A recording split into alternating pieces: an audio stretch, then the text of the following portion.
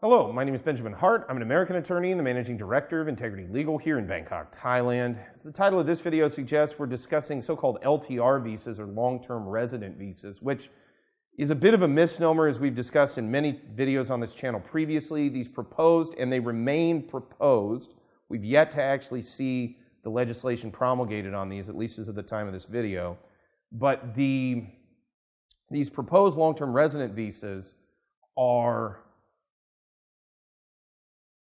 well, they're not resident visas because it's a non-immigrant visa, as we've discussed previously. There's permanent residence in Thailand, which is its own category under the Immigration Act, and then there's non-immigrant status, which is a different thing.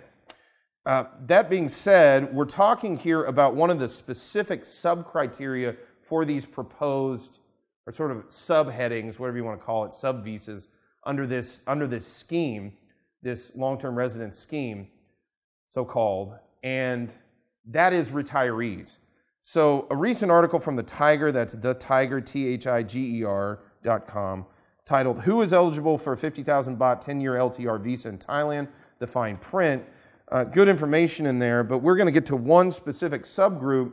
The groups have different requirements to get the visa. Groups 1 and 2, wealthy foreigners and retirees, quoting directly, must purchase a health insurance policy which covers medical expenses of no less than US $50,000 for at least 10 months, starting from the date of the application, or provide a social security certificate covering medical expenses in Thailand, or provide proof of at least $100,000 held in a Thai or foreign bank account for at least 12 months prior to the application date. Must have evidence of an average income of at least US $80,000 for at least 12 months prior to the application date. So the financial requirements here are, quite frankly, quite a bit higher than just your standard Thai retirement visa.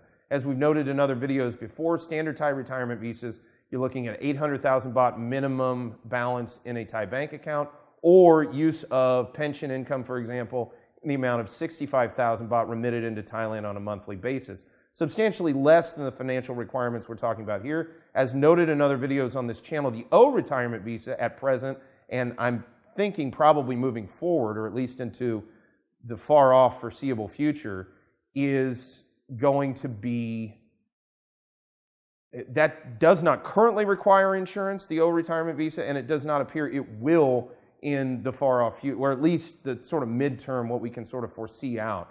So again, depending on your circumstances, for retirees, you know, there are a lot of people I think that get peace of mind from having the longer visa, but it's been my experience that a lot of clients that we deal with are, at the end of the day, they're perfectly happy just dealing with the ongoing, you know, one-year retirement visa extensions. And this is especially the case for folks that don't have the financial requirements to meet that long-term resident visa financial standard.